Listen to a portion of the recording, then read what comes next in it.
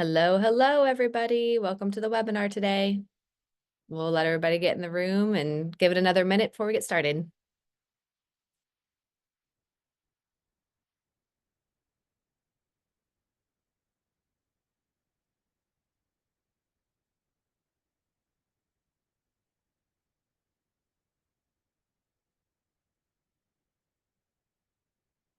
Hi, everyone. Welcome to the webinar. I'm going to give it another minute before we get started. Thanks for joining us today.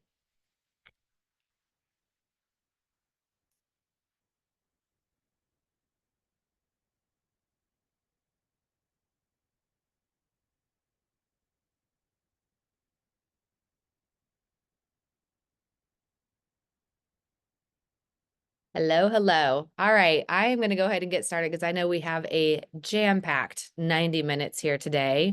Thank you for joining ARCpoint and our webinar overthinking or rethinking, I should say, the definition of worker impairment. We're going to do analysis of the 2020 National Safety Council survey that was done. And again, excited for you guys to join us as we have a lot of educational tools, a lot of snippets on kind of what to think about as we are working on making our employee in a better place in 2025. So I'm excited for us to join.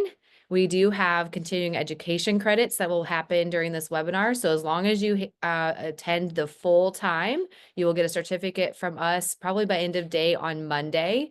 So if you need those continuing ed, you're welcome. We have those for you. At the bottom of the Zoom chat, you'll see that there is a Q&A button. We will try our best to answer questions, but I know this, like Ryan has a ton of information on here. We obviously have the chat feature and we'll probably ask for most of our interaction through that. But really, I want to emphasize right now, if you guys can, as we start to put together our plans for 2025 and what webinars we host and topics we talk on, there is going to be a survey after the webinar, and I'd really appreciate if you guys could take the time to fill out just a few minutes of what those questions are and give us ideas and feedback on these webinars so we can make sure we're bringing engaging and good content that you guys need and are going to find most helpful for next year as you navigate these crazy times in the employer workspace. So anyways, I appreciate everybody joining us. Hopefully you guys have had a good holiday season. And without further ado, I'm going to turn it over to Ryan West at this time. Awesome. Thanks so much, Jamie. Thank you for inviting me to present this topic today. Always glad to partner with ARCpoint Labs. And I want to say welcome to the 82 people and counting that are attending this webinar today, Rethinking the Definition of Worker Impairment. Before I introduce myself and my background a little bit more, I always enjoy learning from my audience, from my attendees. I hope that's okay. So please, as Jamie said, get comfortable using the chat and go there now.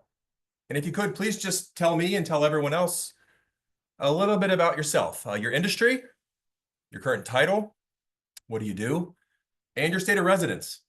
And if you're comfortable, you know, in this time of year, as is true for so many, it's true for me.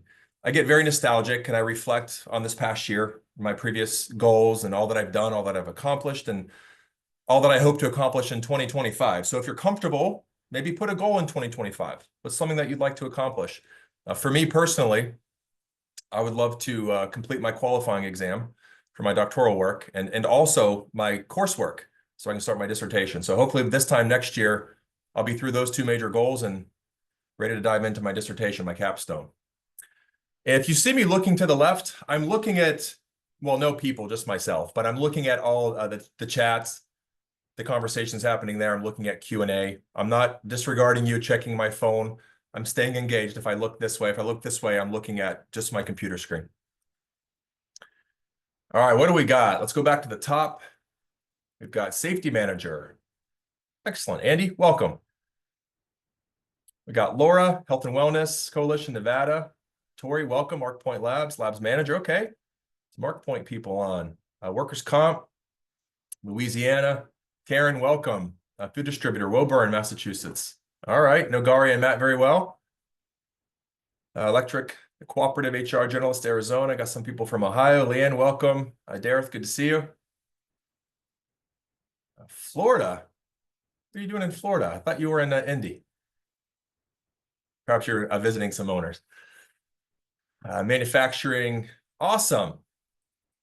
Anybody comfortable listing a goal? Okay, Nick. Nick, good to see you, man. Making compliance easier in 2025. Love it. Nick is with Drug Screening Compliance Institute, a drug-free workplace program expert among many things, and a proud partner of ARCpoint Labs as well. Goal, finish MBA. Tabitha, that is a solid goal. I wish you the very best.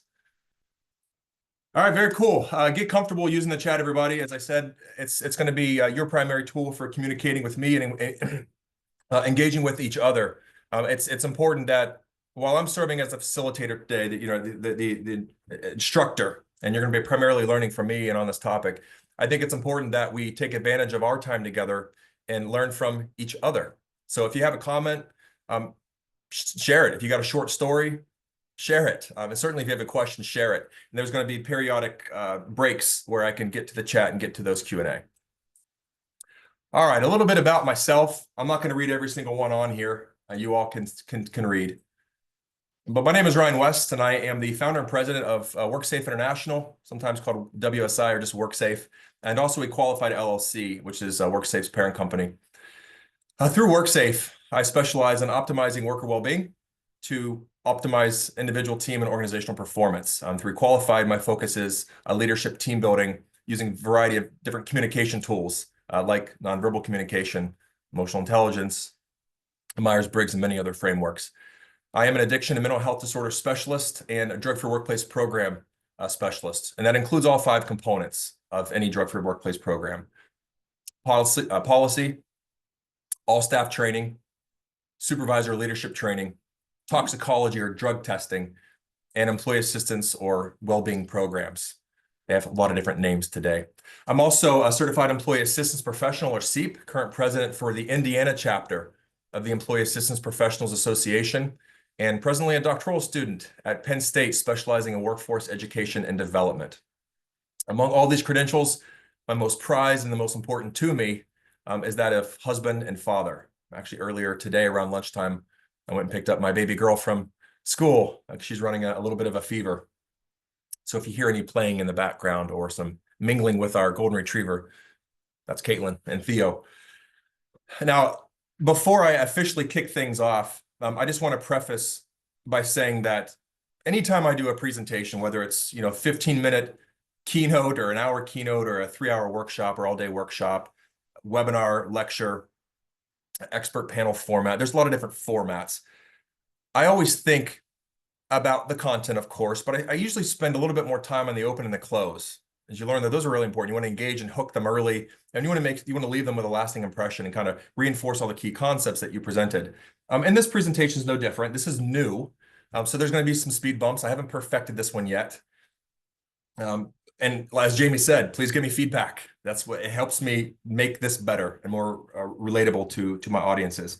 But I thought about this one. Should I do maybe a short story, relevant story, maybe a priming question, a knowledge type check question, some icebreakers. I'm ultimately settled on doing something that I don't normally do, and that is share a personal story. One that I believe not only influenced my dissertation topic many years later, but led me directly to this topic today, rethinking the definition of worker impairment. And when I re-entered the co-occurring disorders treatment field in 2013, earlier that year, my wife and I were living in Indianapolis, my wife Amanda and I, with our 1.5-year-old daughter. We just moved from Chicago, staying in Indy for like a year. And we learned that she was pregnant with our second daughter, Harper. And sparing you the details that transpired over the next several months, we ultimately committed to moving to Colorado to settle down and raise our growing family. At the literal last minute, I was recruited by my former employer in the greater Pittsburgh area, a regional co-occurring disorders treatment provider, to come back and work for them, only this time in a slightly different role. So we did move back. That allowed Amanda to stay at home and raise our children, raise our family. She's a teacher. And but it also expanded my duties. So I was not only a clinical evaluator and counselor, I was now doing community and corporate education and outreach, and also doing some employee assistance work, primarily training and evaluations, but I supported the employee assistance team, which was our sister company. My salary had increased, but so did my workload and my level of stress. And determined to move up the ranks, provide for my family. I put in the hard work, earned a master's degree in organizational psychology, and in 2017 was promoted to management by my CEO. And life was pretty good. Amanda and I were providing for each other. We had a really nice home and a really nice area, beautiful backyard. I had a quad. I take the girls out, especially in the winter. It was so much fun. But every second seemed like it was accounted for because of my workload, because of the things that I was doing. And as I tell my girls all the time, when life starts to overflow, some things have to go. You've got to sacrifice something to maintain that pace. And the first thing I let go was my diet. And I'm what you call a stress eater, and I'm pretty good at it. I always have to keep that in check. And the second thing I let go was exercise. I'm a corporate trainer, consultant by trade. It's what I do. So I have a desk job. The only exercise I got was standing for my presentations and traveling to and from them. And the third thing I let go was sleep. I'd stay up really late to get all my work done. I'd wake up extra early to complete it. And I would do this on a weekly basis, convincing myself I'd catch up on the weekends and that I'd eventually slow down. But I didn't, and I knew it was not a long-term sustainable strategy, free from consequences, but still I maintained my pace. In January 2018, after the worst case of the flu I've ever had to this date, I experienced a 5-day fever, which kept me bedridden, and then a 2-week episode of brain fog. And then food sensitivities, foods I had enjoyed my entire life, I could no longer tolerate. They made me really, really ill. Around March 2018, I began experiencing debilitating GI issues, more food sensitivities, and now fatigue. I felt tired all the time. I mean, even though I wanted to sleep, when I could sleep, I couldn't really sleep that well. In July 2018, I began having random sharp stabbing pains called ice pick pains or ice pick headaches in my eyes and also in my head. And then, of course, the GI issues, the fatigue, the sleeplessness. And I was finally starting to accept the messages my body, my subconscious was trying to communicate. You're going too fast, Ryan. You're pushing too hard. Slow down, balance, prioritize. So I finally started to listen. I slowed down. I scheduled fewer speaking engagements, committed to a healthy diet, exercise regimen. I began to prioritize sleep, make that a priority, more quality time with my family and friends. And for just a little while there, a little stretch, I started to feel better. But all these efforts, it would prove to be a bit too late. On a bright and sunny morning, lying in bed, it was early August 2018. Before I even opened my eyes, I felt tingling and numbness from the top of my head down the right side of my face. And it wasn't a stroke. Spare you the suspense. It was not a stroke, but it was something else. So these new symptoms and the other symptoms I'd been experiencing up to this point did not go away this time. They weren't transient, right? They stayed. And in fact, they intensified. They got worse over the coming days, weeks, months, and years. And the symptom list also continued to grow. And by September 2018, I was experiencing relentless brain fog. It's constant. Like the lights are on, but nobody's home. I couldn't think. I couldn't concentrate.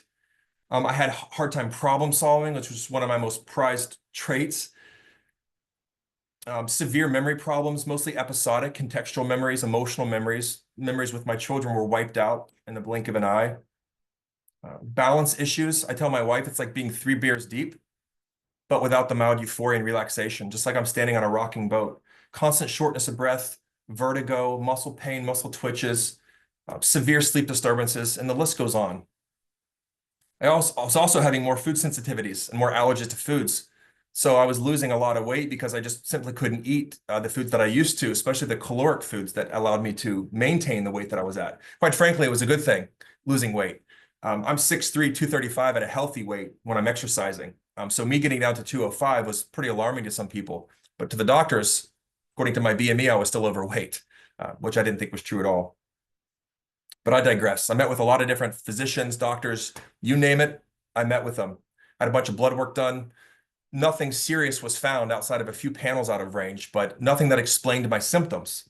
I also had 2 brain MRIs, brain scans across 18 months that revealed unremarkable results. And I also had a battery of psychological testing with a neuropsychologist that left me with a diagnosis of mild cognitive impairment, but no answers as to why. And for those of you unfamiliar, mild cognitive impairment is a common diagnosis that precedes Alzheimer's and dementia. I was 37 years old. I turned 37 on September 1st, 2018. I had a graduate degree.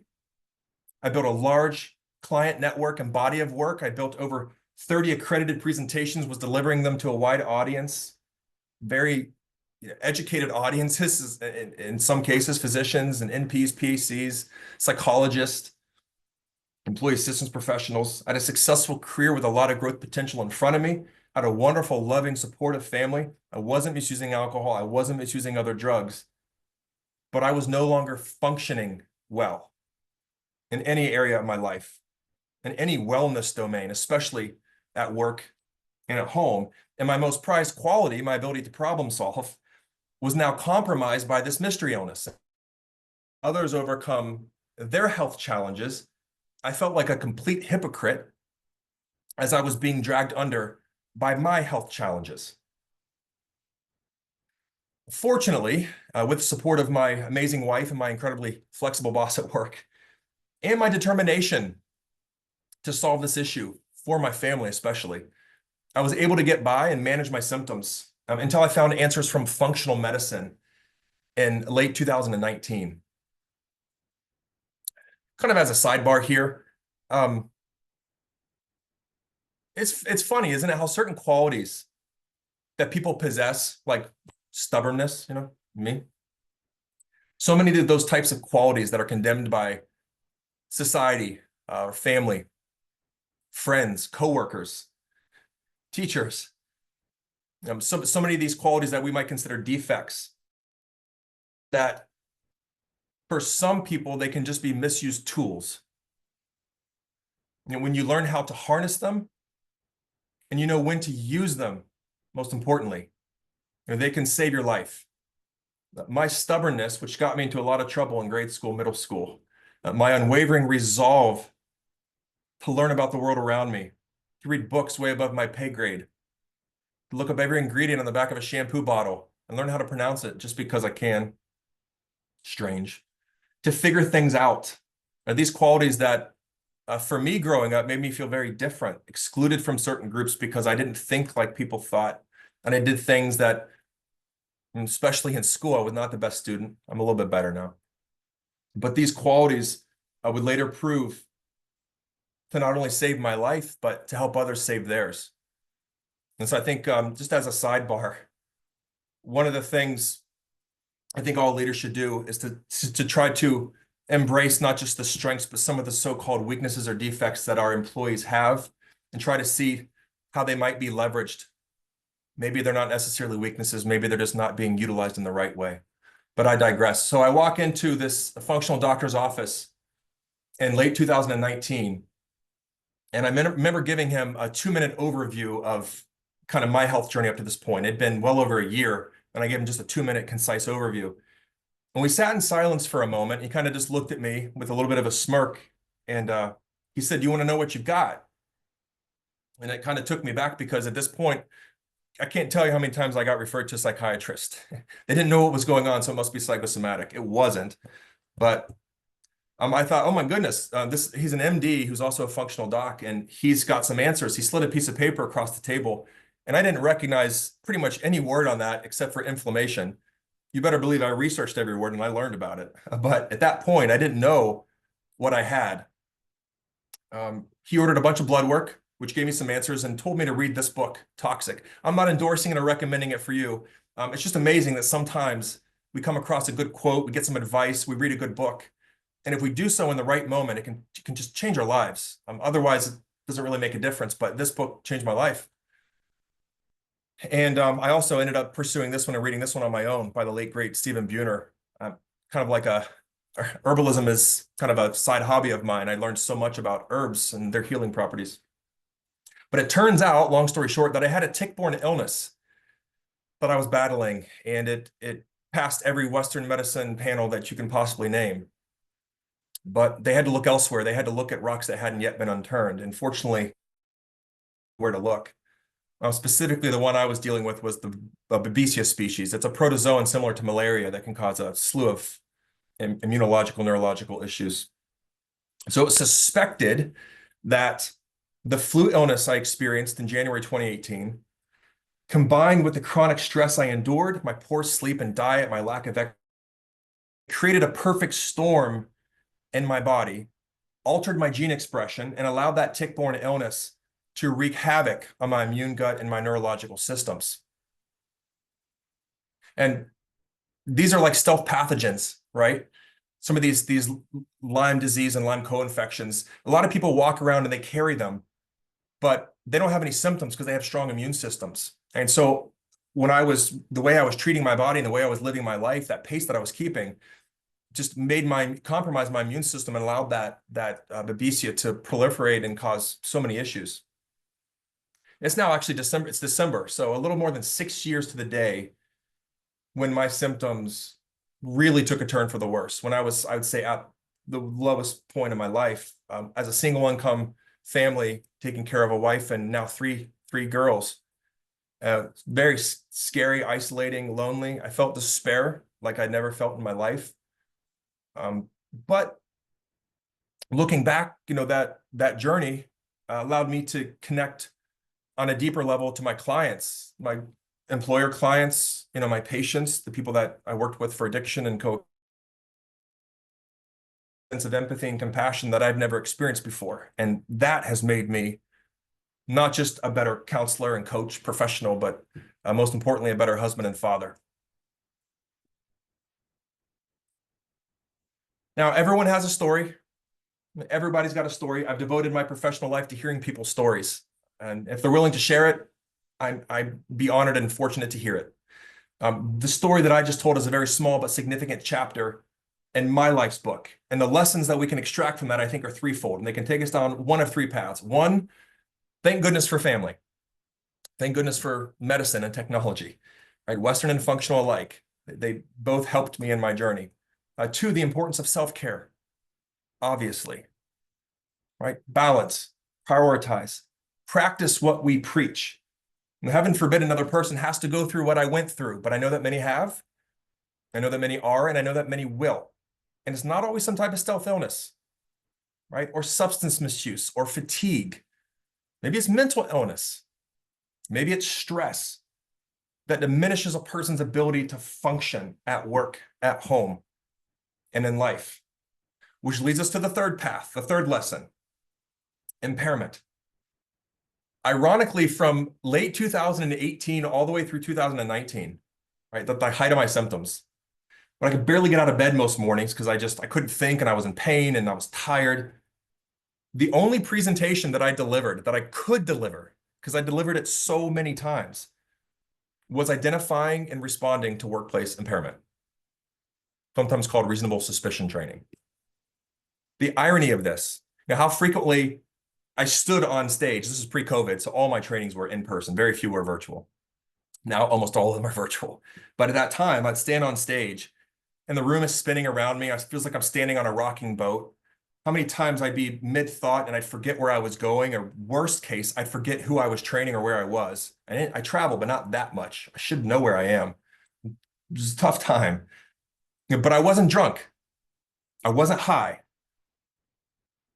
And I was not only an instructor on the topic of well-being and impairment. At that time, I felt like the embodiment of what should be a new definition of impairment.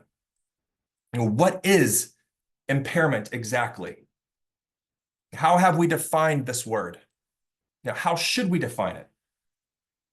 In 2024 and beyond, answers to these questions will influence company policies, leadership communication strategies, training programs, impairment detection technologies, and perhaps even a person's willingness to seek help. So I think it's time that we have a conversation, right? And thanks to the National Safety Council, we now have a framework to do so. In March 2020, coincidentally, right around the time my health started to improve, and also when COVID was announced, the National Safety Council, the NSC, conducted a survey of 350 professionals across the United States to, one, propose a new expanded definition of impairment, two, assess the reception of this new definition by industry experts and business leaders. Like, how do they feel about it? Do they agree with our new definition? What should we do about this new understanding? And then 3, identify opportunities or gaps in practice to incorporate this new definition into workplace policies, communication strategies, training initiatives. And I'd like to spend the rest of our time hitting the highlights of the survey and also discussing the opportunities for you as a business leader based on the results of this survey. The purpose of this, the overarching goal, is to get you to think about or perhaps rethink your understanding of impairment. It's to prompt and facilitate a larger discussion about this word and what it means and what we should do about it.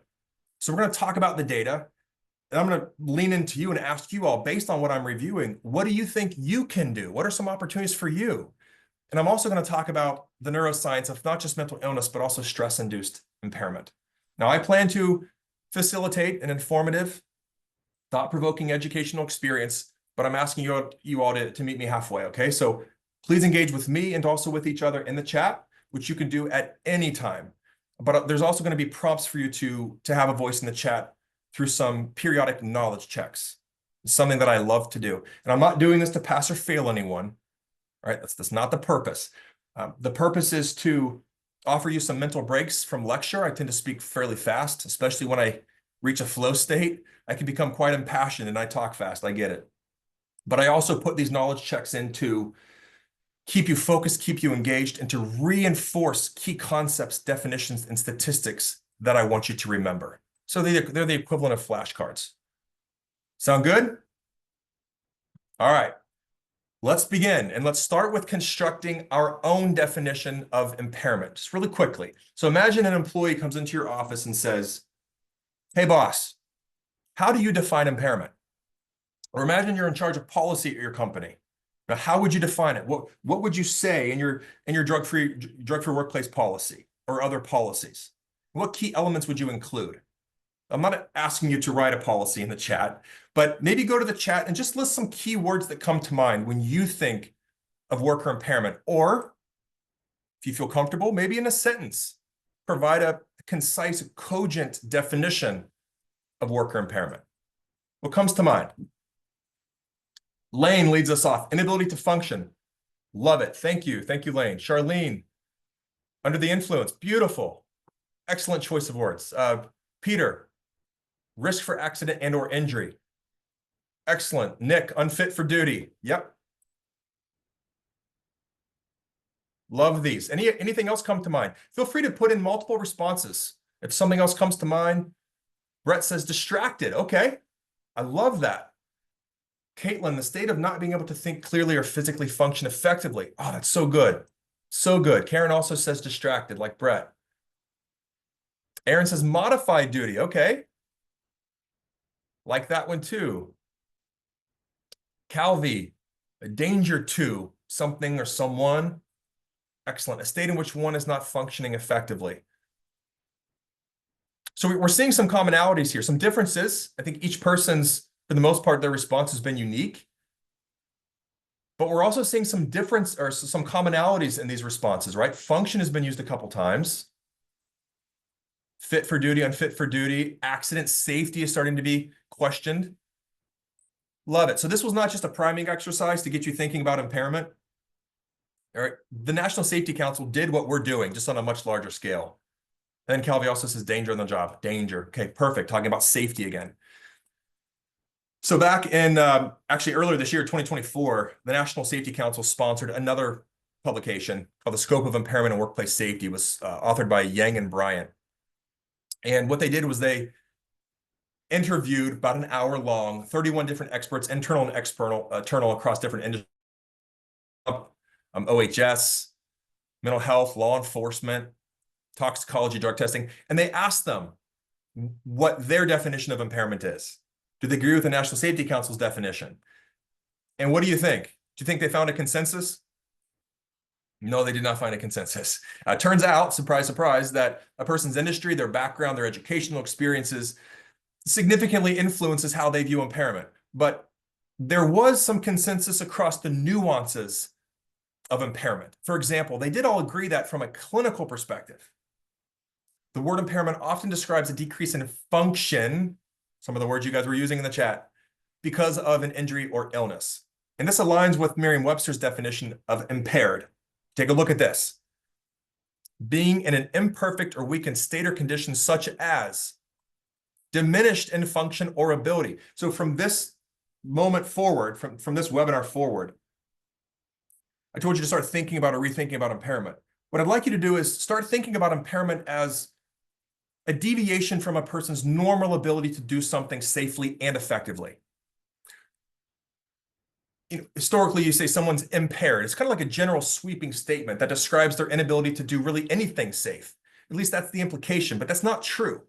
A person who's, say, drunk, their ability to string together a coherent sentence might be impaired, but their sense of humor might be optimized, right?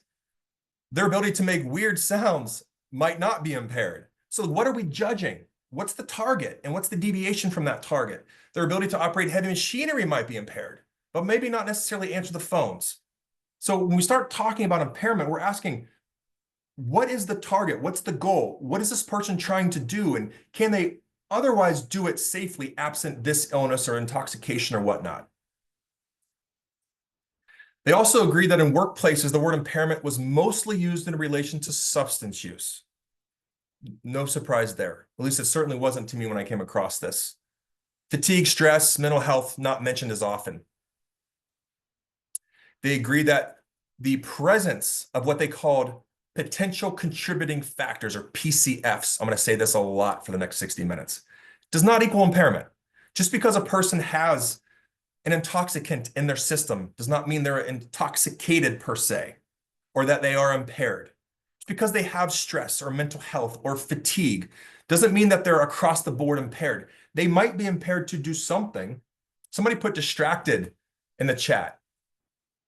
Does texting while driving impair your ability to operate heavy machinery safely and effectively? Yes, it does. You don't have to have a substance in your system to be impaired if you're texting while driving. Your ability to operate that vehicle is impaired because of you texting and not looking at the road. But just because you do have some alcohol in your system or another substance, or maybe you're struggling with stress or feeling some feelings of depression or anxiety, it does not necessarily mean that you're impaired across the board. Now, before I even put this training together, I first questioned whether I should do it, because I've been in the talk space for quite a while, or at least worked with people in that space for a while. And believe me, you start saying things like impaired, intoxicated, people will get their britches bunched up real quick. Don't focus on this. Don't focus on that. It's not about that. And their points are very valid. They really are. I'm going to say this several times too. I'm not trying to turn you here into experts, drug recognition experts or counselors or psychotherapists. No, your job as a business leader is prevention, identification, and referral. That's it. You let the professionals evaluate, diagnose, and treat. That's what they do. You want to focus on preventing these illnesses, identifying and intervening, and then getting them to the right professional and making sure you have the right network so they can get the help that they need. But I still want you to understand the level of thinking, these concepts, where I'm at. Intoxicated is very similar, at least by Merriam-Webster. Control is markedly diminished, physically and mentally. Thought control and your ability to control your body. But can a person be legally intoxicated but not impaired? Theoretically, yeah. I've witnessed this. I've met with hundreds, arguably thousands of patients since 2007, struggling with addiction and alcoholism.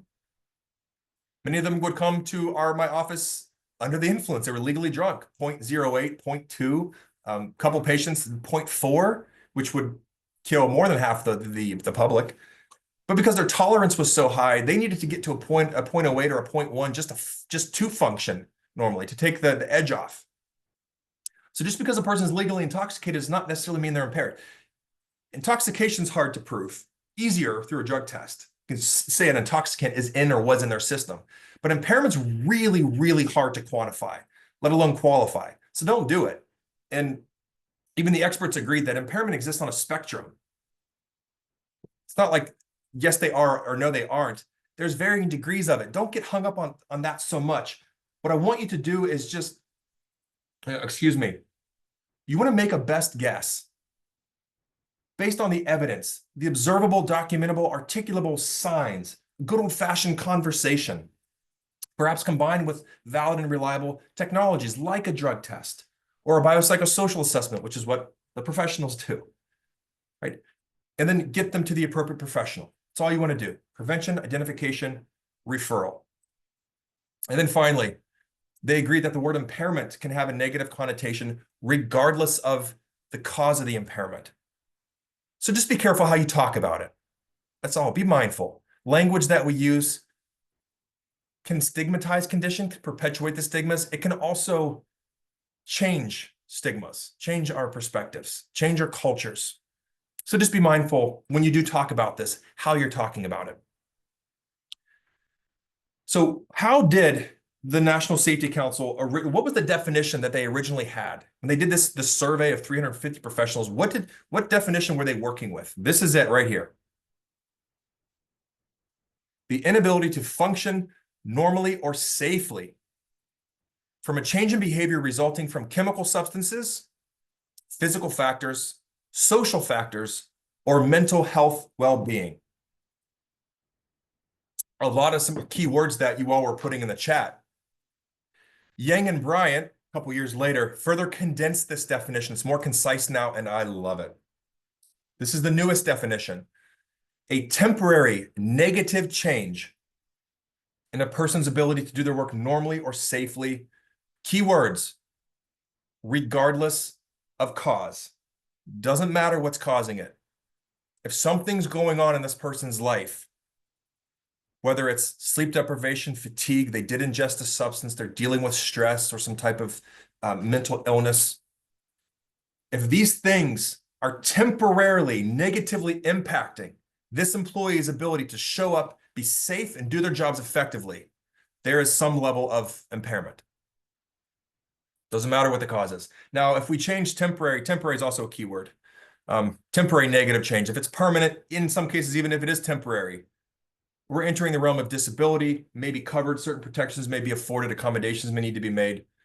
There's some gray area there. I'm not an attorney. I'm not going there. That's a different conversation, perhaps in 2025 with an attorney, maybe with Nick and with Bill Judge with DSCI. The NSC also, excuse me, I'm recovering from an illness myself. I was taken out for the past 4 days over Thanksgiving.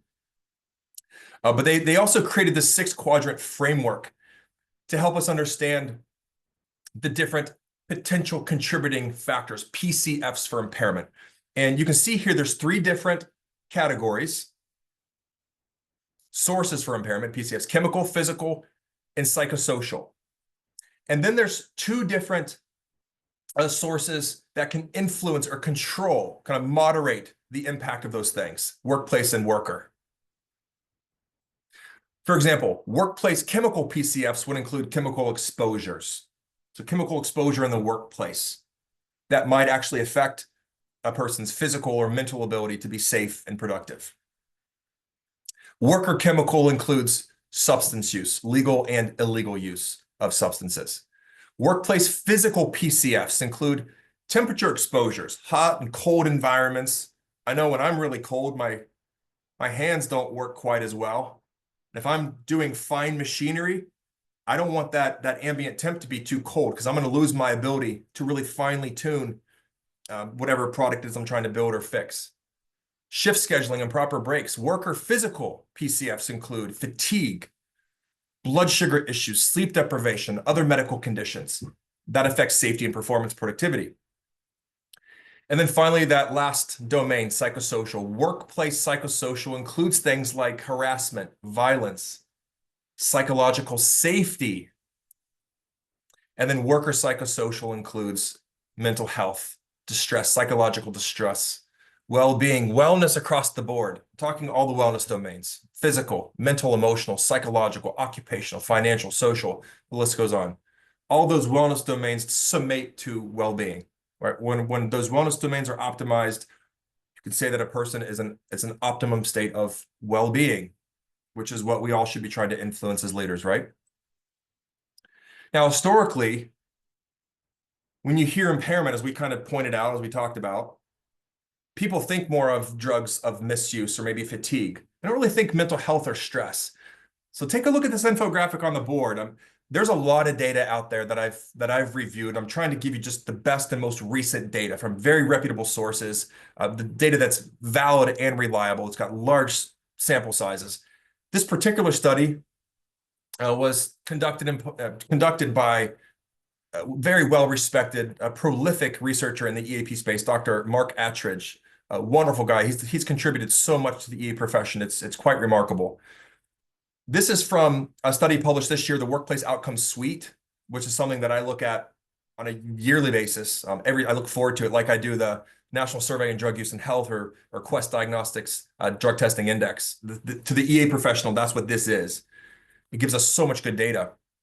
And what you're seeing here in these infographics are the clinical issues in which people are seeking or referred for counseling with an EAP.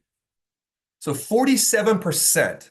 Let me back up. This is over 122,000 counseling cases across 54 large EAPs across the globe from 2010 to 2022.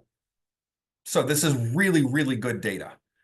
So from that time frame, with this number of counseling cases, 47% sought EA counseling for mental health.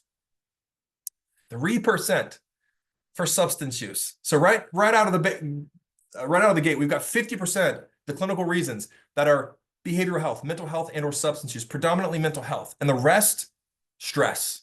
I want you to remember some of these stats, especially mental health and stress. So just take a look at this left pie chart here. Relationships was 20%, relationship conflict, marital issues. Not all relationships are in conflict. Some people like where they're at, but they just want a different perspective. And they want to optimize. They want to tune up. But then you got personal life stress and then work stress, 19%, 11%. Mental health and stress, predominantly the reasons why people are seeking a counseling. Of course, that makes sense because that's what counselors do, right? But the question is, should we include mental health, mental illness, and stress in our understanding of impairment? Well, this is what the NFC is suggesting. So back in that original survey in 2020 of 350 industry professionals, you can see the demographics up there on the board. Safety, HR, management, small, mid-sized, large companies across different industries. They asked these people, these leaders with, policy influencing ability, do you think that we should expand our understanding of workplace impairment to include things like stress, mental illness, perhaps interpersonal conflict, which of course can create stress, not just substances, not just fatigue? And 93% knowledge check questioned, 93% at least somewhat agreed, 64% strongly agreed, 29% somewhat agreed, totaling 93% were in agreement to some degree. 4% were neutral, 2% somewhat disagreed, and only 4 people, 1%, strongly disagreed. So the overwhelming majority said, yeah, I think we should. Respondents were also asked to rate their level of concern regarding these PCFs, these potential contributing factors, from major, minor to not a concern. Look down here at mental health disorders.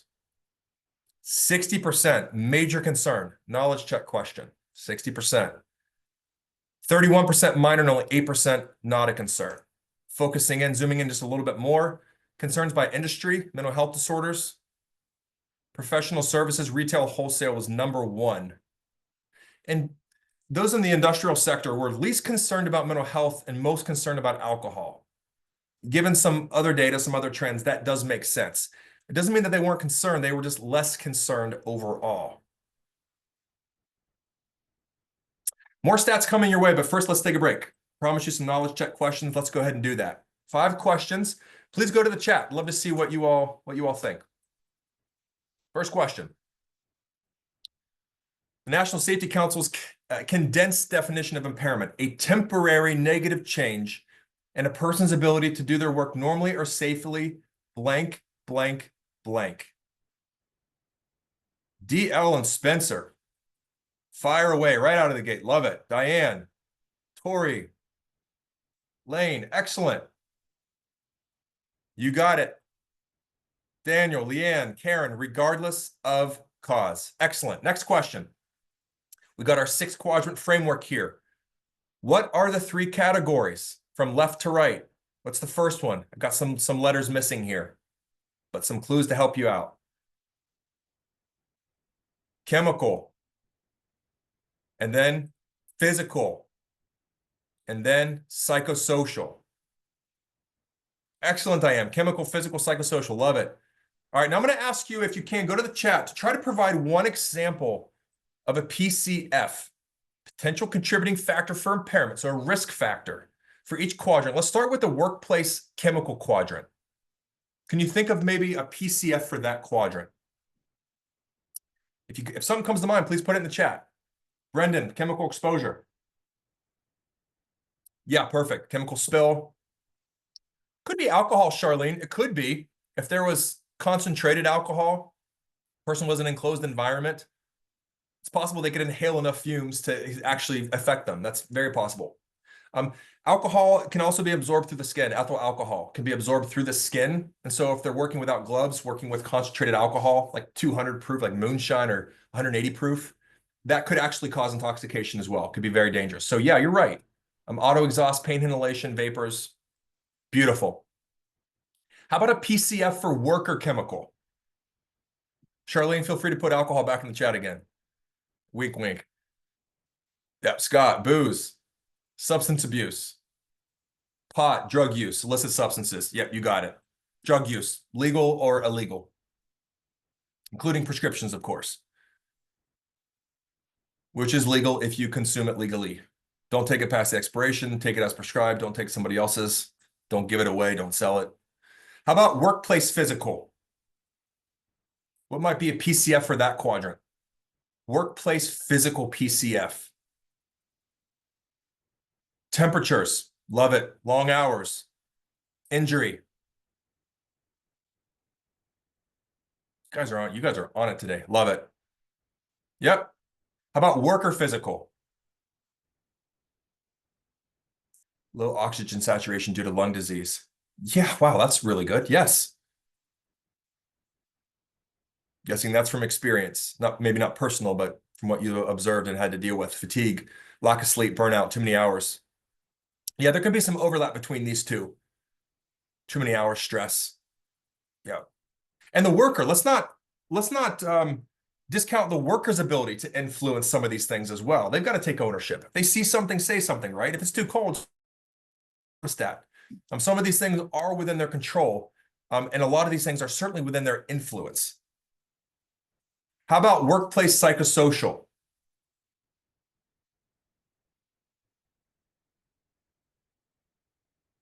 What are some PCFs for workplace psychosocial?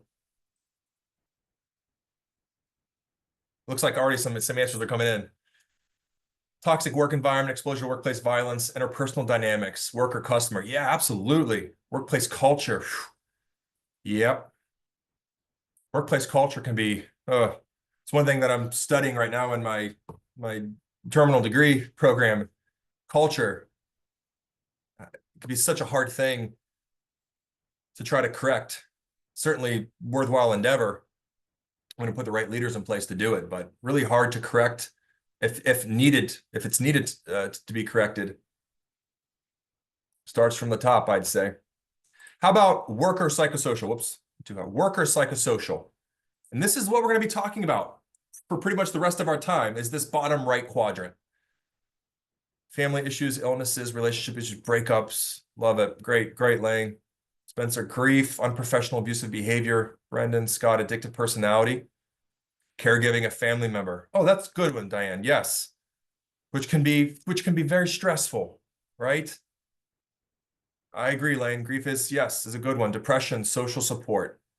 Awesome. You could just honestly, all of these are great, but you can also broaden it to just say stress in general. All right, stress is stressful. It is. And there's so many, stress is also subjective. So what stresses one person out may not stress another person out, right? It's very subjective. All right, how about this? True or false? How about fear? Peter says, known and unknown. Yeah, that's actually some studies suggest that inability to predict the future, to control the outcome, is a universally accepted factor that can cause stress in people. So it's what's considered to be a universal stressor is fear of the unknown, inability to predict the future. Some people can deal with that more than others in more effective ways, but it can definitely generate some stress. True or false? 8% of respondents reported mental health disorders as a major concern. Love it. Tori, you put false. You're all right. It's false. She put the right answer. It is 60%, the major concern. Regarding the National Safety Council's 2020 survey, what percent of the 350 respondents either strongly agreed or somewhat agreed with the NSC's definition of impairment? All right, we got mostly 93s. Diane says 64. Jackie says C, 64. The answer is D. So 350 respondents strongly agreed and or somewhat agreed. So those two groups equaled 93%. Most of them agreed on some level. And then last but not least for this round of knowledge checks, we're going to match the clinical issue to its percentage of EAP cases. I'm going to give you a couple hints here. Relationships was 20%. 20% of all clinical reasons for accessing EAP counseling was due to relationship issues. I'm going to give you another hint. 11% was for work and work-related stress is the primary reason for seeking EAP counseling. How about mental health? What was mental health? What percentage? These are the stats I want you all to remember, and you are doing an unbelievable job at remembering them. 47%, correct. How about substance abuse? Substance misuse? 3%.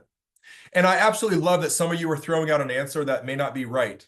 This is hopefully a fail-safe environment for you all. I hope that's okay for you to put, you feel comfortable putting something in that's not right. If you knew it all, you wouldn't be here, right? It's okay to get some wrong. That's perfectly fine. 3% for substance abuse, and then 19% for personal life and stress. Hopefully everybody scored okay. Let me check the Q&A. If you have a question, go ahead and put it in the Q&A, please. Use the Q&A button to do that, not the chat, so I don't lose it. See the time here. I'm trying not to pick up the pace. I might just go through certain slides a little faster than others. When I revised these slides, it was actually for a 2-hour training that I did for employee assistance professionals a couple of days ago. I presented for my chapter, and then 2 months before that, I first did this training for the International IPA conference that was here in Indy this past September. With EAP, most substance abuse cases would be employer mandated. Yeah, I think it's actually a good thing that employers do mandate a referral to or mandate an evaluation with the EAP. Right? You can't mandate treatment. You should never do that. I try to tell my employer clients, never mandate rehab. It's not your job. If you're requiring treatment, then the implication is you've assessed, you've evaluated them, you've diagnosed them, and now you're prescribing the treatment plan. But what you can do is mandate an evaluation with a professional and enforce compliance with that professional's recommendation. And so, yeah, I agree, Charlene. An EAP is a really helpful, low-hanging fruit resource for a referral and alcohol policy in this case. Yeah, I agree. So I'm with you. I think second chance agreements are a wonderful thing in 2024, especially for employees that are willing to get help for themselves. It's one thing if they say, no, I'm not going to get help. They're non-compliant. They're difficult to deal with, but they kind of throw their hands up and say, hey, you caught me. I've been struggling for a while and I'll do what you tell me to do. I think it's honestly the employer's duty to support that individual and get them help that they need. And so many of them, and I've been on that treatment, and don't forget, for many, many years, so many of them actually do get well and return to work. Not the same as they were, significantly better, more safe, more productive. And now they're a champion of your drug-free workplace program. And many of them will move up the ranks in terms of leadership, or they'll be on committees, that's well-being committees. And because they were on the wrong end, and now they feel so much better, and they're also so grateful to their employer for supporting them during that time. They can be your best ambassadors, your best champions for worker well-being. All right, cool. Let's move on. Let's check for learning objective number 1. I'm sorry, you type A's, but we're actually going to go to the bottom now. I put them in this order because it flowed better on paper, but when I'm actually presenting, it flows better going first, third, number 2. So we're going to end on this second objective. we are going to, due to time constraints, just briefly discuss the neuroscience of stress-induced impairment, okay? But let's first go back to this slide here and looking at mental health disorders, ask ourselves, can mental illness really cause impairment? Can it really cause a diminishment in an employee's ability to be safe, productive, and perform well at work? Let's take a look at this survey here. This was published earlier this year by the American Psychological Association, and they polled data from the Harris poll. The Harris poll surveyed over 2,000 workers in the US and asked them questions about their mental health, their productivity, and their performance. Now, when I talk about productivity, I'm talking about output, quantity of output, performance, quality of output. Ideally, both of these are going to be high. Sometimes, as performance goes up, productivity might go down because they're really careful not to make a mistake. And sometimes when productivity goes up, performance standards go down because they need to rush through and get as many products produced as quickly as possible. But ideally, we want to have these both, we want to have that optimum level, high output, high quality. There are two groups, workers reporting good or excellent mental health and workers reporting fair or poor mental health. You'll notice that there's a question mark over the first number in each little cell here. What percent of workers reporting good or excellent mental health do you think rated their productivity at work as high? If you had to guess. I'm going to have to probably stop prompting so much chat engagement just so we can get through the slides. So if I move quick and I miss your response, it's okay. But if you feel compelled to put an answer in the chat, please do. Spencer, awesome. Nick says 73. Lane, higher than 3%. Okay. Best response yet. I love it. A majority. All right. It was 63%. Kristen, you get a gift card. Somebody else will send it to you, though. So your local ARCpoint provider will send it to you. Perhaps $63 gift card. That might be good. How about workers reporting fair or poor mental health? What percent do you think rated their productivity at work as high? Do you think they rated it higher than the other group? No, 44%. And then workers reporting good or excellent mental health, rating their performance at work as outstanding was 85%. And then the other group was 68%. Now, this is self-report data. Is it possible that the workers reporting fair or poor mental health just rated themselves lower, even though their work, their productivity, their performance was actually really high? Is that possible? Of course it's possible, right? But it's still relevant data. And the data that is available, the abundance of literature that's available on this topic, would suggest that these self-ratings are fairly accurate and aligned with the actual hardcore data. So on that note, let's go back to the slide and let's take a look at chronic stress this time. Knowledge check question. 54% of the respondents said that chronic stress was a major concern for impairment. 38% minor concern, 8% not a concern. So the next question is, can stress really cause impairment? Is there a correlation, a connection between psychological distress and not just worker productivity and performance, but worker safety? Can stress increase safety incidents at work? To answer that question, let's look at this really large survey or study that was conducted in 2010. So I'm going back just a little bit. This study is entitled Associations Between Psychological Distress, Workplace Accidents, Failures, and Successes. We're focusing on accidents here. This was published in 2010 by the International Archives of Occupational and Environmental Health. Over 60,000 Australian workers across 11 different industries and 58 different large employers completed the World Health Organization's Health and Work Performance Questionnaire, or HPQ. Now, embedded in the HPQ is another assessment called the Kessler-6 or K6. It's a tool for psychologists primarily, but it's a valid and reliable tool that measures psychological distress. And for people that complete it, they get a range of scores. You can see here in the bottom left corner of the screen, Kessler-6 categories. A low score is 0 to 7. So people with a low score, they would not be considered to be experiencing psychological distress. 8 or higher does indicate distress. Moderate is 8 to 12 and high is 13 to 24. Also important to note, the Australian Bureau of Statistics reports that 50% of the people in the moderate and high psychological distress groups meet criteria for a mental illness, for a mental disorder. Important to know. There's a strong, they're distinct. Stress and mental illness are separate. They're mutually exclusive, but they walk hand in hand. They are highly correlated. So again, very succinctly, what did this study analyze? What is it looking to do? It's looking to see if there's connections between psychological distress or just stress and workplace accidents. And what did they find? They found that the odds ratio for the moderate and high psychological distress groups for workplace accident was 1.4. In other words, they were 40% more likely to be involved in a workplace accident than the groups reporting low psychological distress.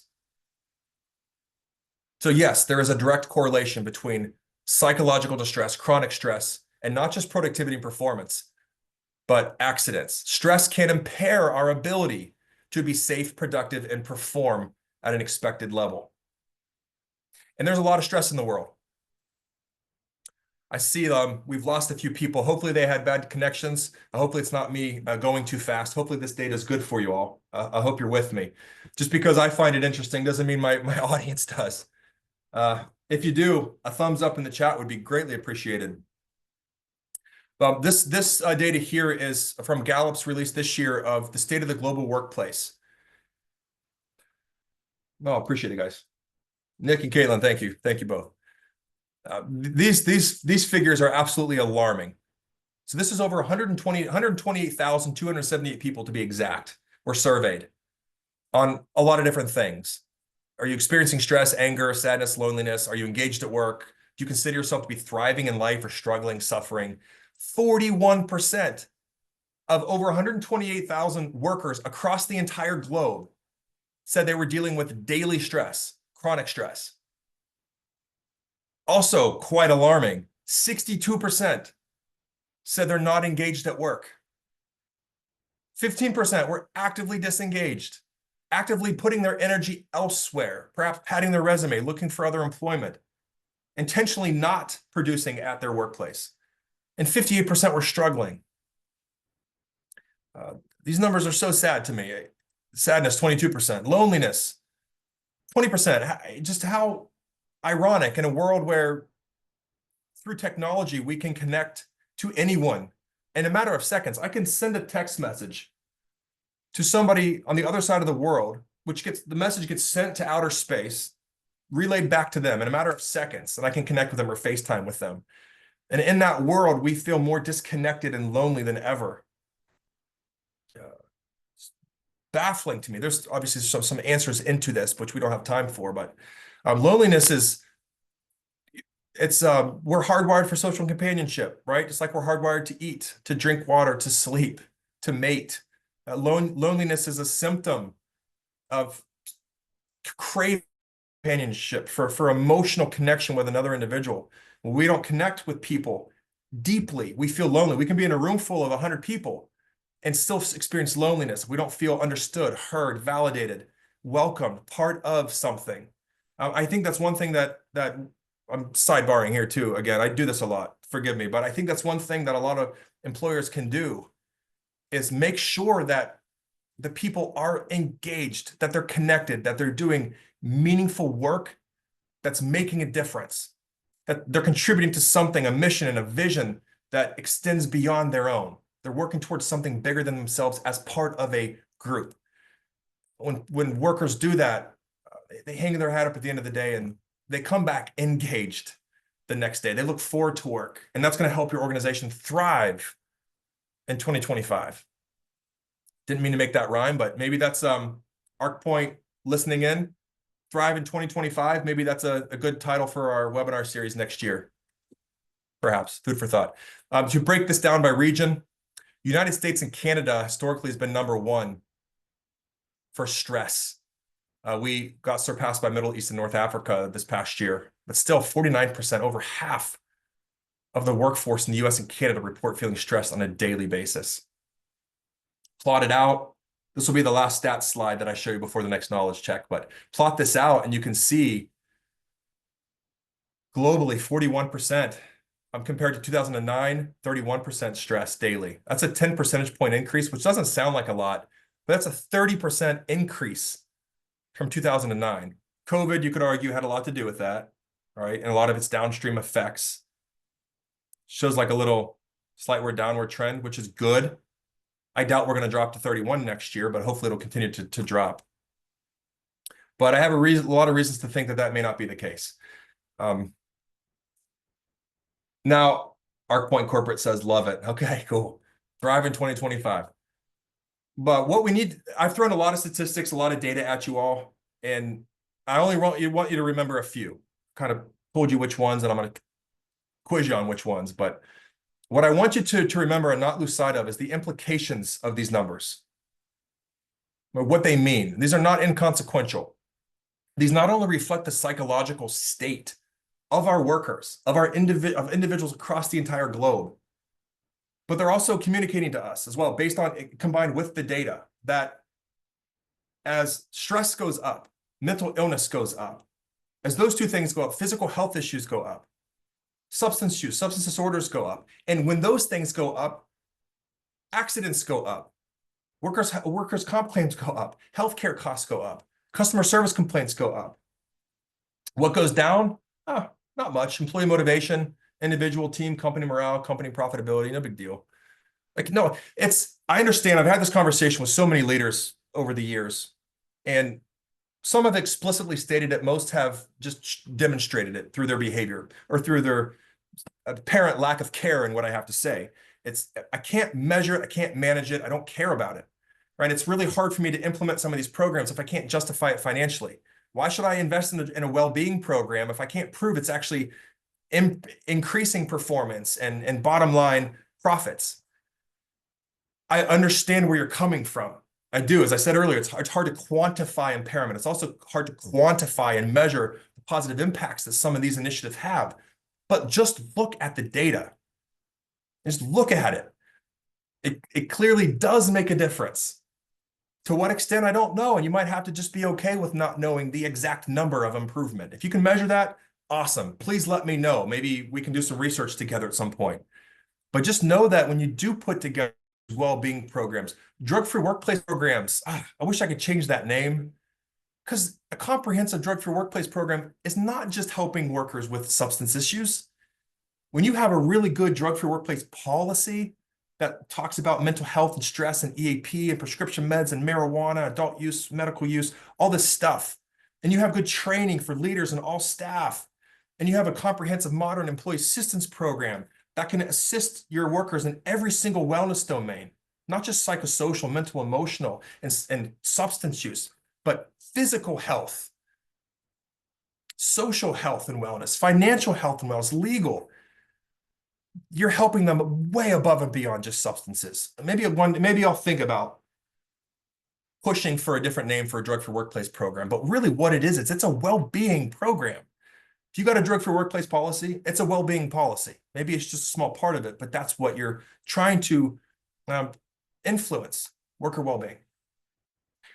I went on my soapbox. Let me step down. I do want to talk about stress for just a moment.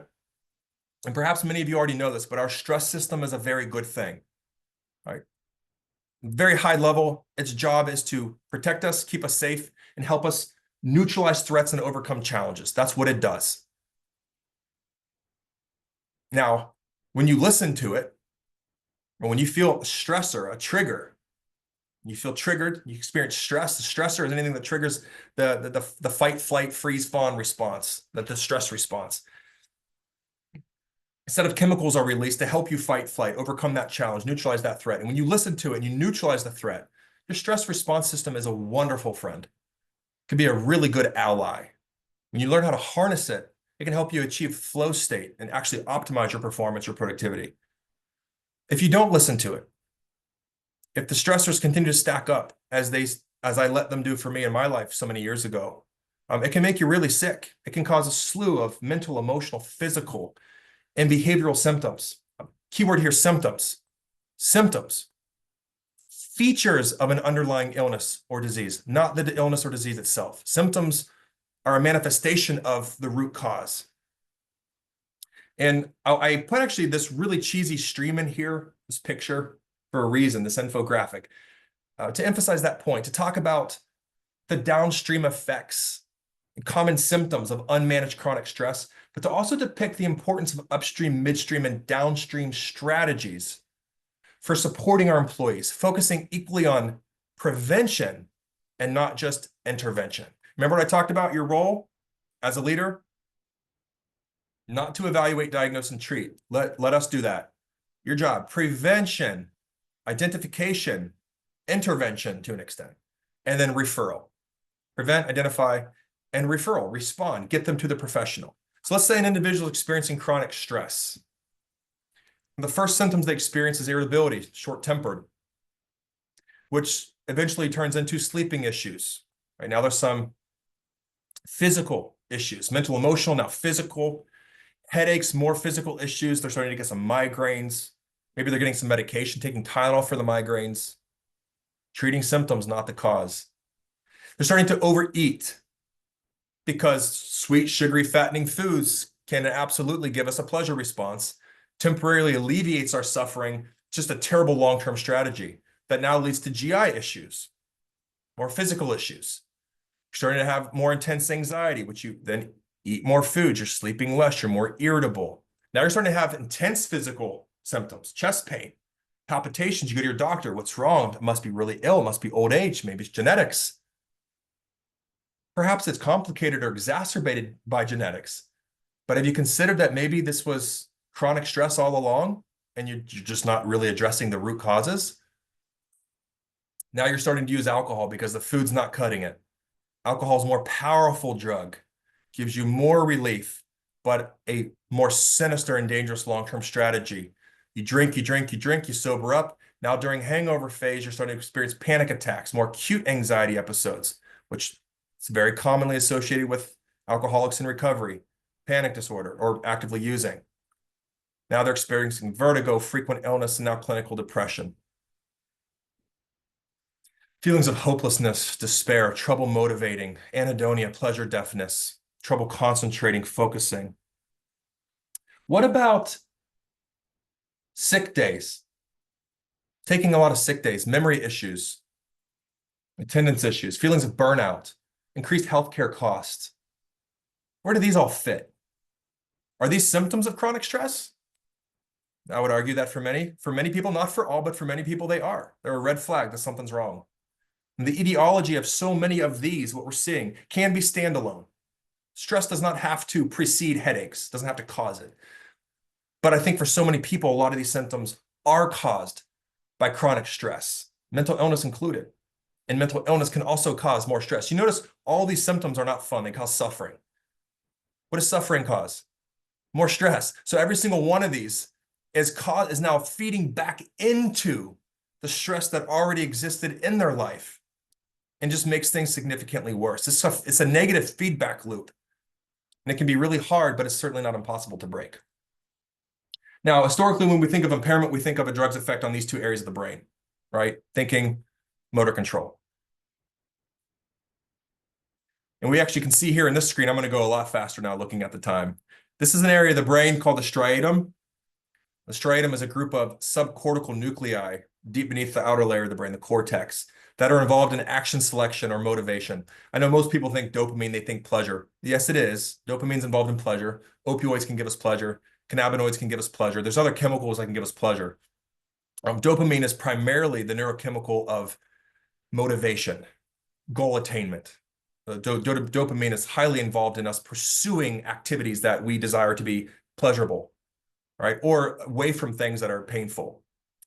The brain on the right is a cocaine-addicted brain. Lots of red is normal brain. Not much red is not. So what's going on here is you're seeing on this picture impairment of the area of the brain that regulates motivation. If you impair a person's motivation centers, are there real consequences to that? Yeah, they're going to behave and do things they wouldn't normally do. How about for depression? It's an MRI scan showing brain activity. Notice in the depressed brain, there's much less activity in all lobes, the frontotemporal lobe, parietal, occipital lobes. Depression does, it slows down activity in the brain. Symptoms of this, as we already talked about, despair, trouble sleeping, trouble concentrating, hopelessness, feelings of self-harm. How about stress? Can stress really cause impairment?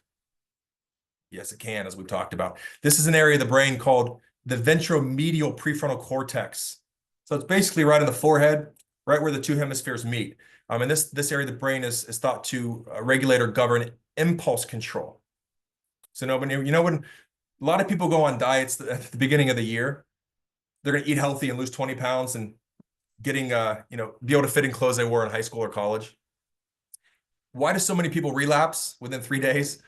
Because quitting something that you love is stressful, and it actually can start to temporarily shut down or derail the area of the brain that you need to be working properly to inhibit the impulse to relapse and eat sugary foods. So one of the things that you want to do is not just have a goal to stop eating food. You want to make sure you're adapting to that stressful cessation by filling it with other things that are health sustaining, not just say, I want to quit. Because wanting to quit's a good goal, but if you don't actually have a relapse prevention plan in place, your risk for actually not sticking to that goal is really good. And so what you do is you just keep adjusting it. I'll quit next week. I'll quit next month. I'll quit next year. And you just never get there. And then lastly, wanted to spend more time on this, but I'm not going to. This is over 2,000 people. They looked at serum cortisol. Cortisol is a stress hormone. Not the only one, but it's one of the major stress hormones.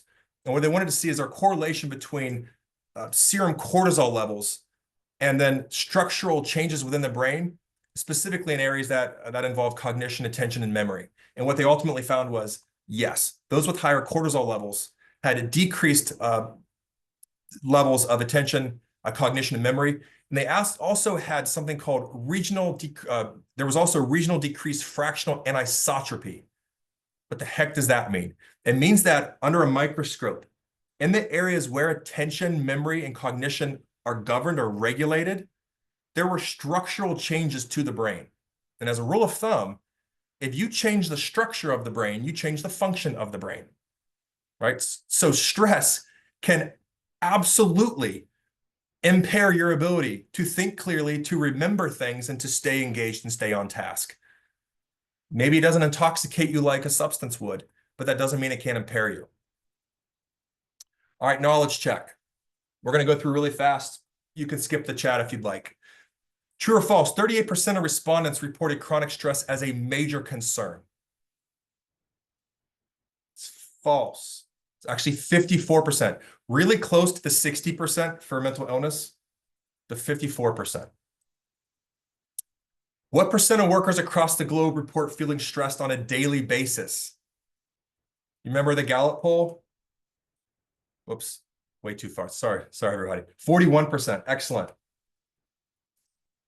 True or false? In the 2010 study, that Australian study we talked about, found that workers report moderate to high levels of psychological distress were 40% more likely to be involved in a workplace accident. True or false? True. We're not going to go to the chat for this, but just think of them, okay? Think of them where you are. Chronic stress can cause a variety of mental, emotional, physical, behavioral symptoms. It's subjective. Not everybody's affected the same. But some mental, emotional symptoms could be depression, anxiety, panic attacks, irritability, road rage.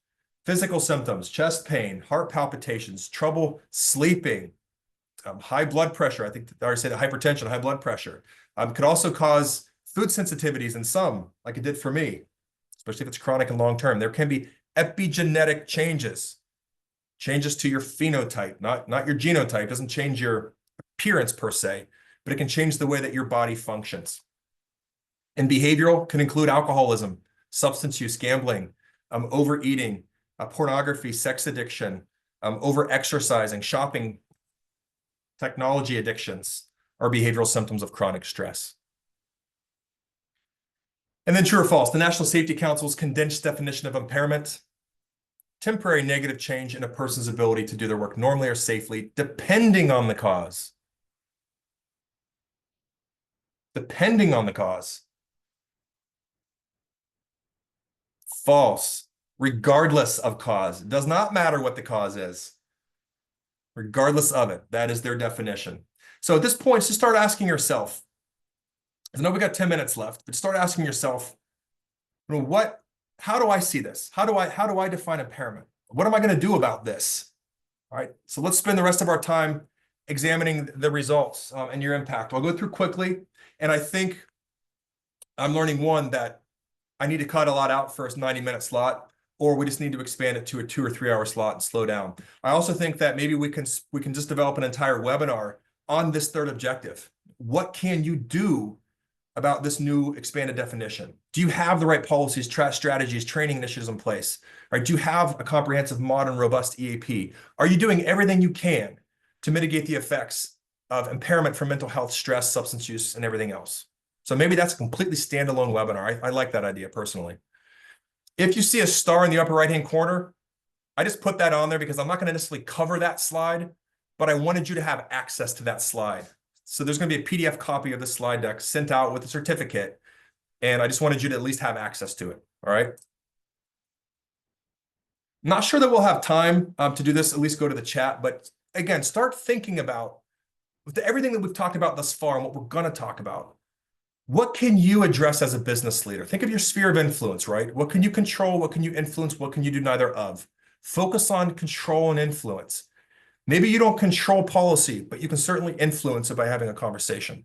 Maybe you don't control the worker chemical quadrant, but you can go to the OHS manager, the safety manager, and have a conversation with them.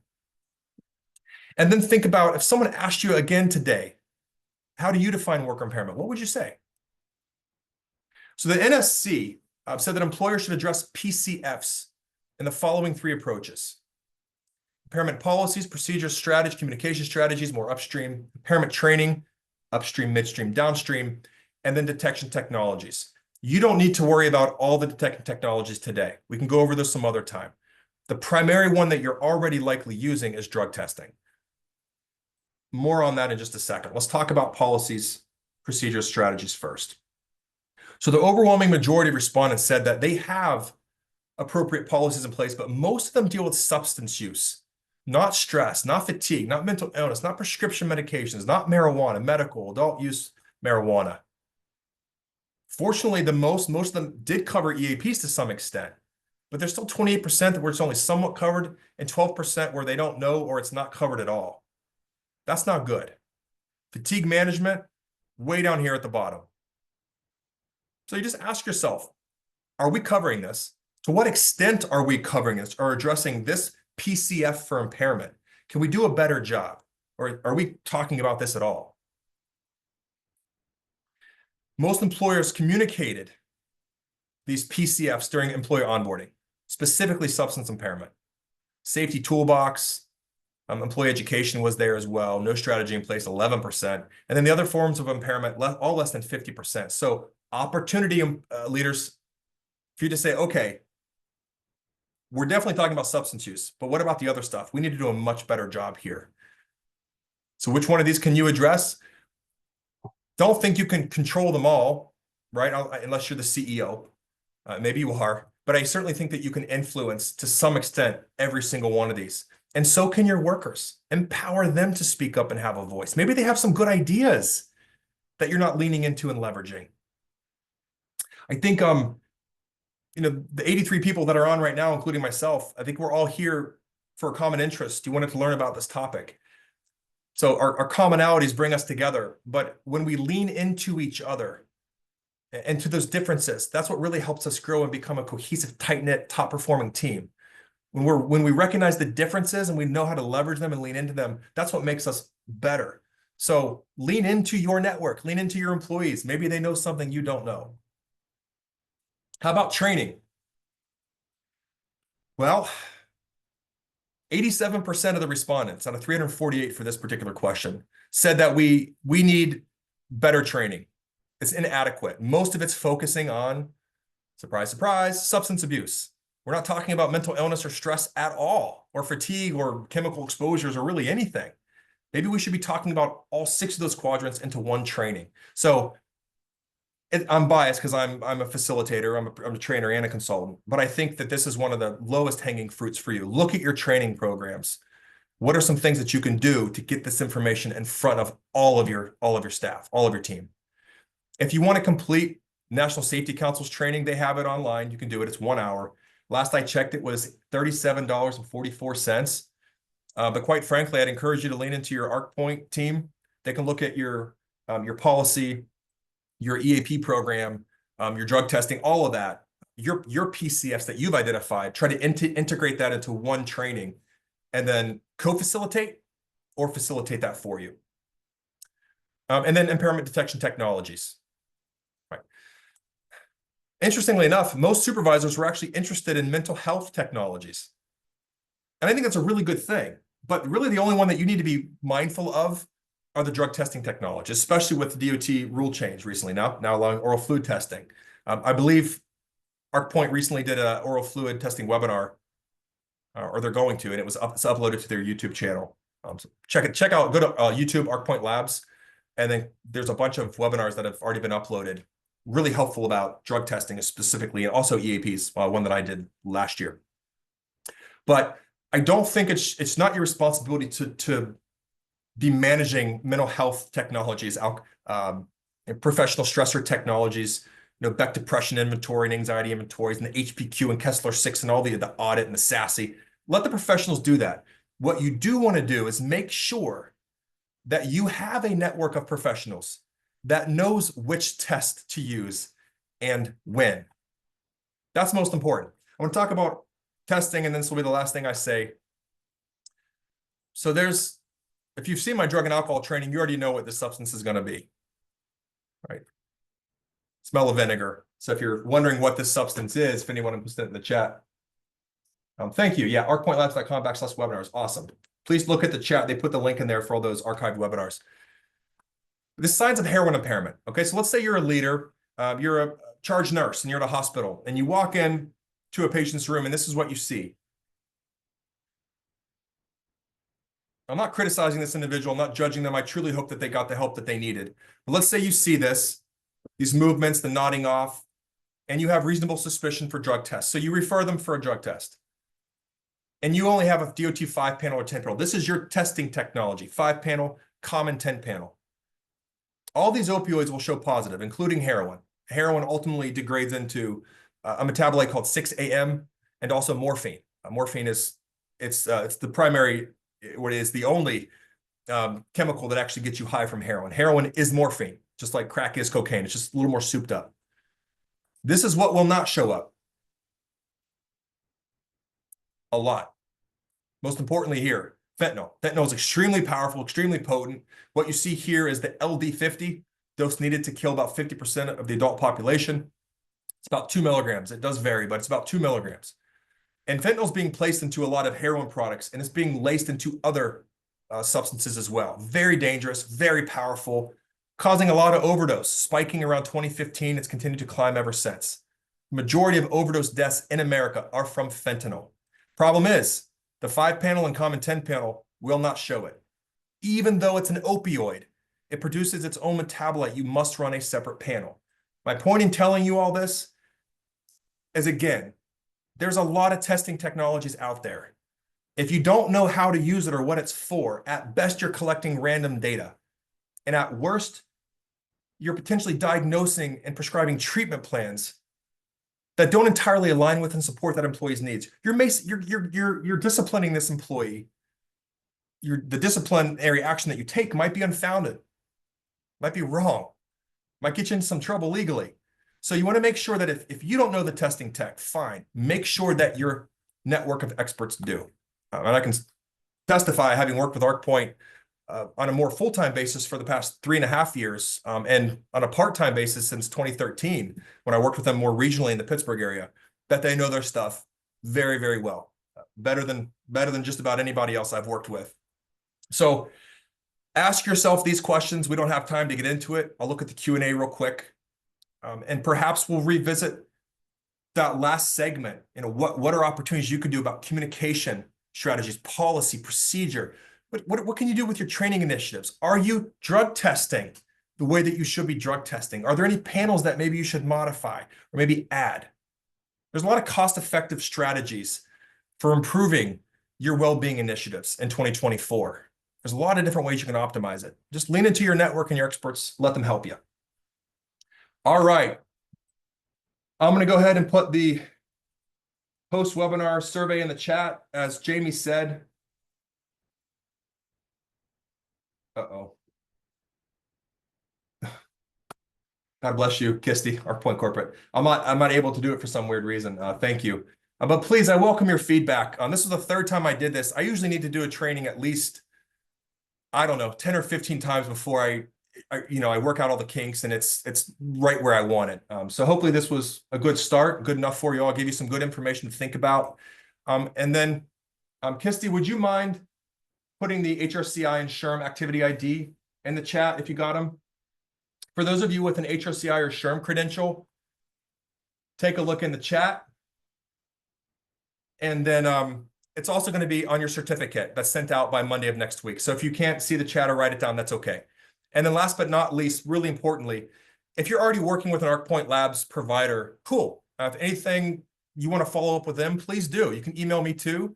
Just know that I work with them. They're a partner of mine. I work with them on a weekly, if not daily basis.